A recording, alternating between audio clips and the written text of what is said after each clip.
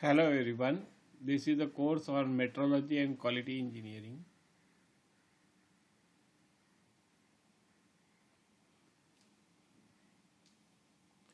And we are going to discuss about acceptance sampling. This is divided into three parts. Let us discuss right now part 1.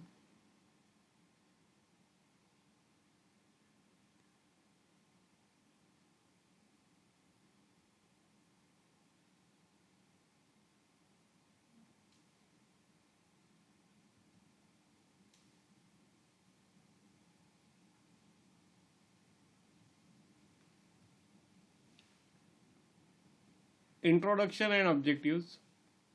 After careful study of this chapter, you should be able to do the following things. Understand the role of acceptance sampling in modern quality control systems. Understand the advantages and disadvantages of sampling. Know how single, double, and sequential sampling plans are used. Know how to determine the OC curve for a single sampling plan for attributes. And know the metrics for evaluation of various sampling plans. The topics covered in this part: what is acceptance sampling? Why not 100% inspection? Advantages of sampling inspection. Disadvantages of sampling inspection. Statistical methods for quality control and improvement. Typical inspection points in the process. And sampling methods. What is acceptance sampling? A procedure for sentencing incoming lots or batches of products without carrying out 100% inspection. A sample is taken from the lot and some quality characteristics of the units in the sample is inspected. Based on the information in this sample, a decision is made regarding lot disposition. Usually this decision is either to accept or to reject the lot. The purpose of acceptance sampling is to sentence the lots, not to estimate the lot quality. Why not 100% inspection? Because it is very expensive. There are tens of thousands of components produced in a mass production unit, and to inspect each and every component will take a lot of time. It would be very expensive. So it is not practicable. Second point is products need to be destroyed for testing. There are some components which while testing you need to destroy them. That is, inspection is destructive. In those products, after inspection, the product is losing its utility. So here there is no point in doing 100% inspection because the utility of the product is lost. So that's the reason why it is not feasible in this case. Third point is handling by inspectors can induce defects. Now certain components which are delicate, while doing inspection they may get distorted or defects may be incorporated into those components while inspection is being done. So it is not feasible to inspect all of those components. Inspection can become tedious in order to prevent defective items from slipping through inspection. So here sometimes it becomes difficult, or the inspection process is monotonous. So there are chances that the errors are there while inspecting the component by human errors are there, or some measurement errors would be there, and they would creep up into the measuring process or inspection process, and that may not result into correct measurement or correct inspection. Now that is all because of the tedious nature of the process. So we want to avoid this. That's the reason why it is not feasible to inspect each and every component. Advantages of sampling inspection. Basic is it consists of low cost of inspection because you are only inspecting few components out of the lot. That is, the sample is only being inspected and the decision about the lot is taken based on the quality of the sample. Smaller staff, so less number of people are involved in the inspection process or measurement process. Low risk of handling damages. Yeah, because in the previous case we had seen that some components which are delicate, they may get affected because of the process itself. So in this case, since we are only inspecting few number of components, that is a small batch, from that batch we are only picking up a few samples, so the risk of damaging is reduced. Less time is required for the process because small components, less components, only sample is being inspected. It helps in preparing for quality planning. So we will finish up the process faster because it will take less time, and the decision about the bulk of the products is taken based on the few number of components only. So a lot of time is available which can be utilized to improve the quality or improve. We can discuss about the steps to incorporate so as to improve the quality of the products, and less number should be rejected. Disadvantages of sampling inspection: risk of rejecting good and accepting bad lots. This is very important because it is sampling means from few we are deciding about all the components by measuring only few or inspection of only few components. So there is a risk associated. Whatever components we are measuring, suppose they are not good, so based on that we may reject the lot, wherein if you measure the components, the remaining components of the lot, they may be good. So there is a risk of rejecting good components based on the few sample components.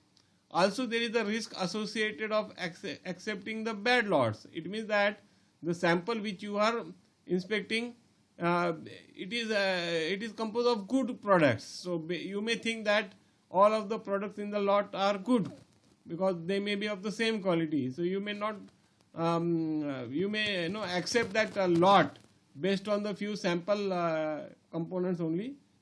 Therein, if you measure all of the remaining components from the lot, they may stand out to be bad components. So there are chances that you will accept that lot based on the sample, although all the components are not of good quality. So the first risk is called as producer's risk. That is, the risk of rejecting good components is called as producer's risk, and the risk associated by accepting the bad components is called as consumer's risk.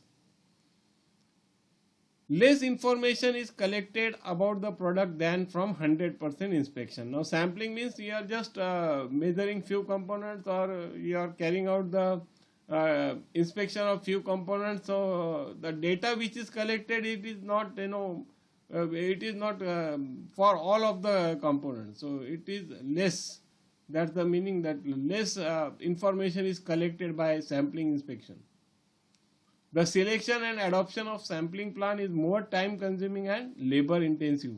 Yes, to choose appropriate sampling plan, considering the producer's risk as well as the consumer's risk, and it is a time consuming thing. But nowadays, because of the computation available, many softwares are available to design the sampling plans. Although this is intensive, work intensive, because of the computer, this efforts had been reduced nowadays because of the advancement of the technology. Statistical methods for quality control and improvement, they can be categorized into three major divisions. Actually, statistics got involved into quality control activities.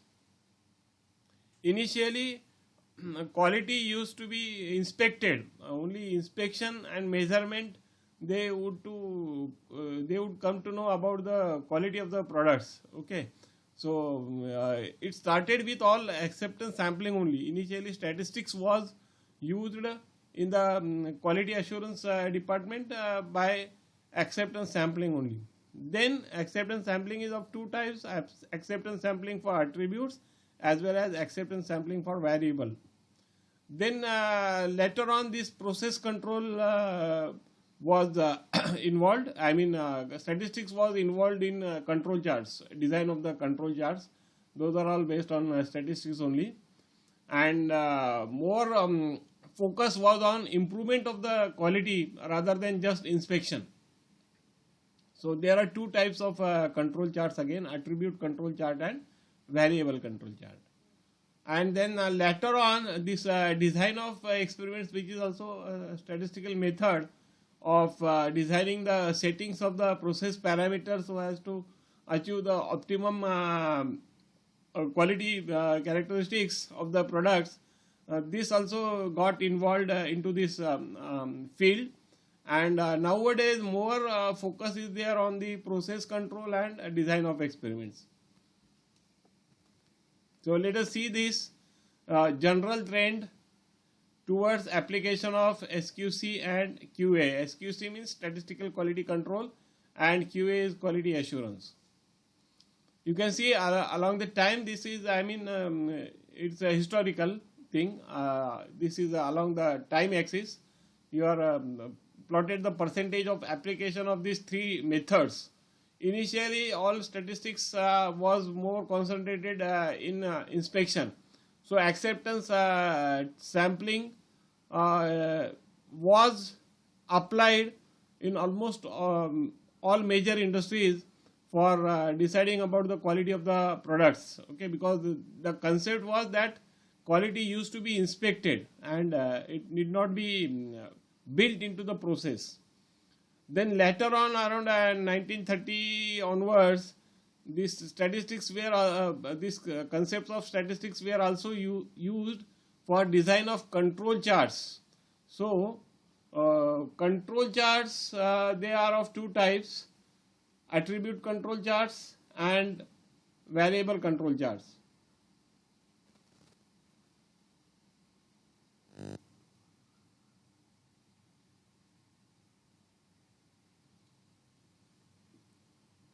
Then later on, design of experiments was used for designing the quality during the design of the products or processes itself.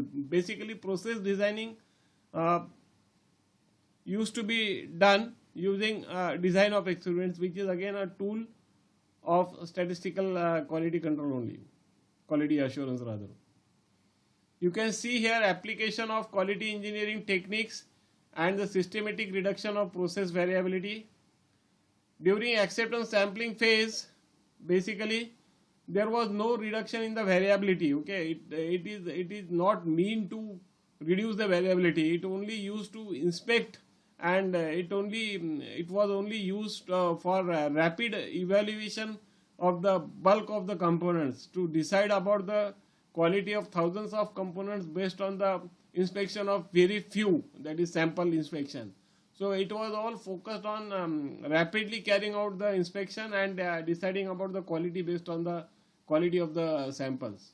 So it is not in any way concentrated on reducing the variability or improving the quality of the products. Okay, so statistical quality control technique of acceptance sampling is not meant for improvisation of processes or quality. So that's the reason why you can see a lot of variability in the quality attributes is there during this phase of implementation of acceptance sampling widely. And then the second phase is actually statistical process control. During this phase of application of SQC tools, control charts were widely adopted for controlling the process, to set the process, to see that the process is under control, and process capability indices used to be calculated for a particular process so as to see that the process is producing the correct components. So that's the reason why there was a little focus on reduction of the variability of the quality attributes during this phase of implementation of statistical process control. And this is the third phase of implementation of SPC, or rather we can say that this is the third type of tool of statistical process control which was used recently. Compared to this acceptance sampling, this is a new thing, and you can see this is more focused on reducing the variability, because while designing the process itself, the parameters are considered so as to give less variation in the quality attributes of importance. Quality characteristics of importance they used to design during the process design stage itself, and this is mostly applicable in the Six Sigma concepts. The design of experiments is widely used for reduction of variability.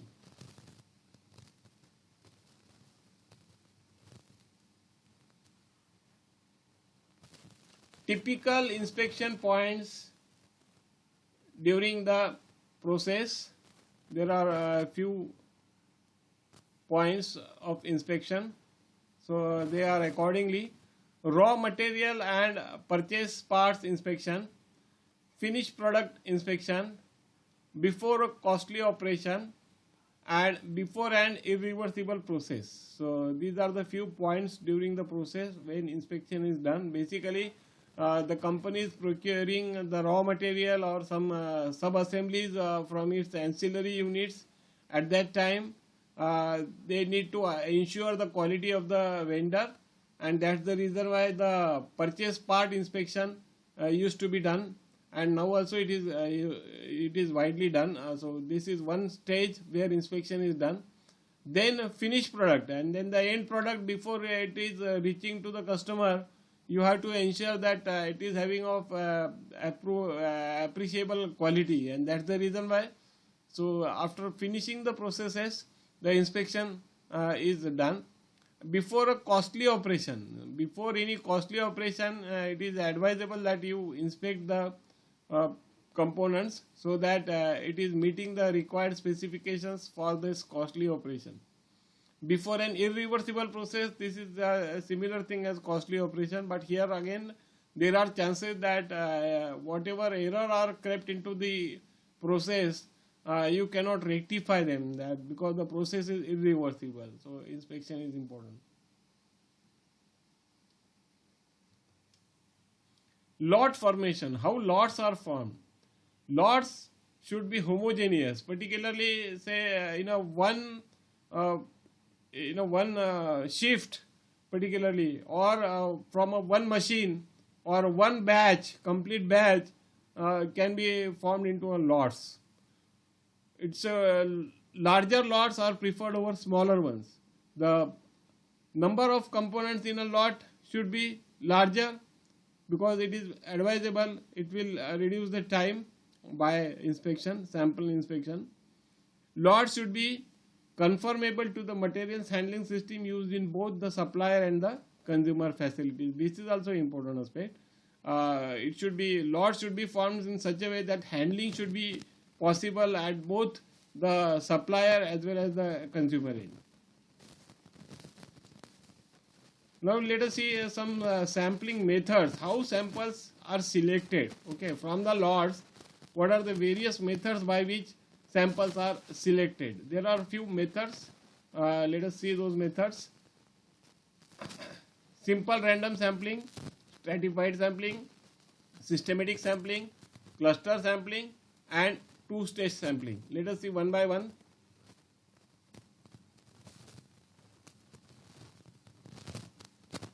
Simple random sampling, this is very simple. Production process, continuous production is going on, and lots are formed of based on some criteria, as we had discussed the three criteria. Based on some criteria, the lots are formed. These lots are coming out of the process. Now we want to inspect the components, so we will pick up the samples from these lots randomly. So one lot we will pick out the number of components, and that is the sample for that lot. Similarly, second lot we will pick same number of components, so that is the sample from that lot, and so on and so forth. Now here second type is this stratified sampling. Now in this case,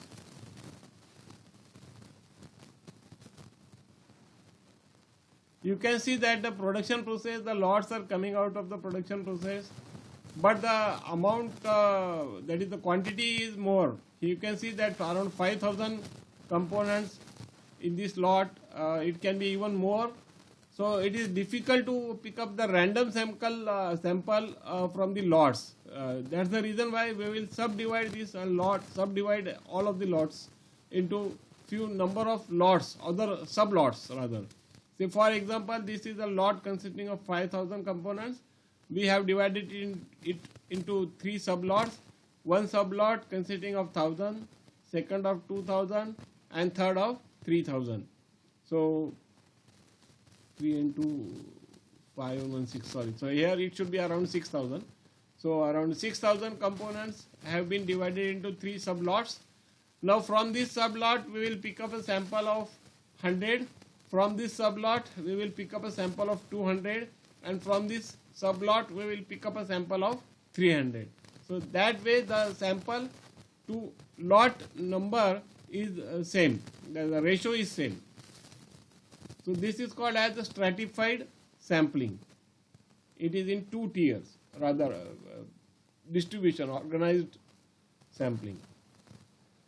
Then the third is the systematic sampling. Now you can see that some production processes are producing the components which are arranged in stacks, like say MS sheets, or say piles of cement bags, like that. So there is a difficulty in taking out the random sample from these lots because the whole of the stack is getting disturbed when you pick up a sample.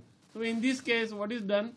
You pick up one sample randomly, and then at a fixed interval, it can be interval of time or interval of number of components, you pick up the another sample. Again with the same fixed interval, you pick up the third sample. In this way it can be systematized. That's the reason why it is called as a systematic sampling. That's the reason why it is called as systematic sampling, because you are taking out first sample randomly, and then henceforth you decide about the interval, and when the production is going on, during that time only, during that fixed interval of time or number of pieces, you are picking out the second sample, again the third sample, and so on and so forth. Next is the cluster sampling. Now in this case, production process is giving out the components and they are packed in cartons or containers. So the containers or cartons, we can call them as clusters. So in one carton there are say n number of products packed. For example, biscuit packs, they are packed in a carton box. Say around 100 of the packs of biscuits are packed in one big cartoon. So that way that cartoon is called as a cluster. Now how to pick up the sample in this case, because opening of the cartoon and inspection of the taking out the sample and opening of every cartoon for picking up the sample is not feasible, because it is a time consuming thing, and again you have to repack it. So what is done in this case, we take out a particular cluster randomly from the chain. Okay, the production is going on and the components or products are packed in the cartoons and they are coming out of the production process. Randomly few of the cartoons are selected and they are treated as sample, and then all of the components in that cartoon or containers are inspected. So that is how sampling is done. So it is called as cluster sampling, because we are taking out the whole of the pack itself and inspecting all of the components within that pack. And lastly we have this two-stage sampling. In this method it is almost similar to cluster method, but now here what is happening is that the number of components within that cluster are more, okay, huge amount. So in that case, inspection of that complete cluster as a sample is also not feasible. So first stage you pick up the few of the clusters together outside, and then in the second stage you open up those boxes and randomly you pick up few components from this box, from this box, from this box, and so on, and then you collect those components in one of these container, and that is your sample. So that is again a good approximate of the random sampling method. Here it is only in the two stages. First you take out the cluster and then in the second stage you pick up the few components out of that cluster or the cartoon randomly. Now we will continue our discussion in the part 2. Let us stop here.